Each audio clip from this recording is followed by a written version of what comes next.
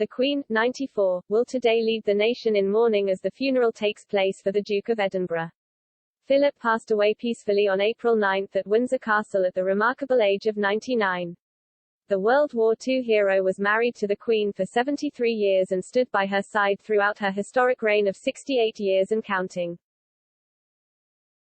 Royal expert Grant Harold said the Queen will continue to honor her promise she made to serve her country until death, despite the loss of her husband.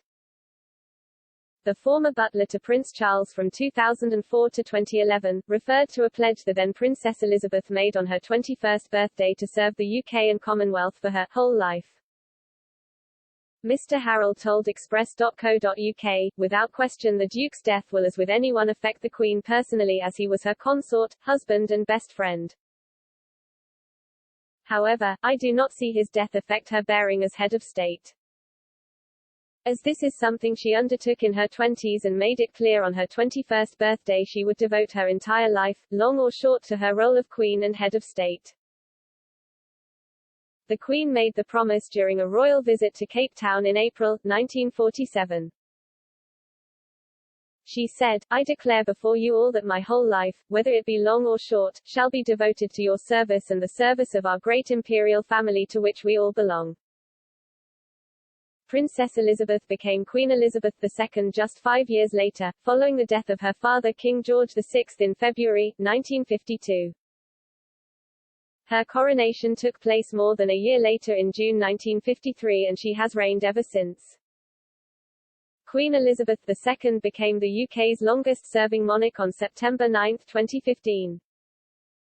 The Queen surpassed the 63 years, 7 months and 2-day-long reign of her great-great-grandmother Queen Victoria. The Queen demonstrated her incredible dedication to duty this week and conducted a royal engagement just 4 days after Prince Philip's death. On Tuesday, the monarch hosted a private ceremony at Windsor Castle, where the Earl Peel formally stood down as Lord Chamberlain. The official engagement was recorded in the Court Circular, a daily list of the events attended by the Queen and members of the royal family.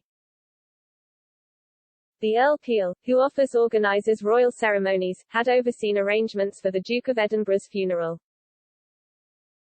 The funeral of Prince Philip will take place later this afternoon at St. George Chapel, Windsor. Buckingham Palace released details of the funeral on Thursday evening and confirmed the Duke of Edinburgh's coffin will arrive at the chapel on a custom-built Land Rover hearse. It was also confirmed Prince Harry and Prince William will not walk shoulder to shoulder when they join senior royals taking part in the funeral procession. The Queen is expected to sit by herself in the choir of St. George Chapel, with all 30 mourners following COVID guidelines and remaining socially distanced.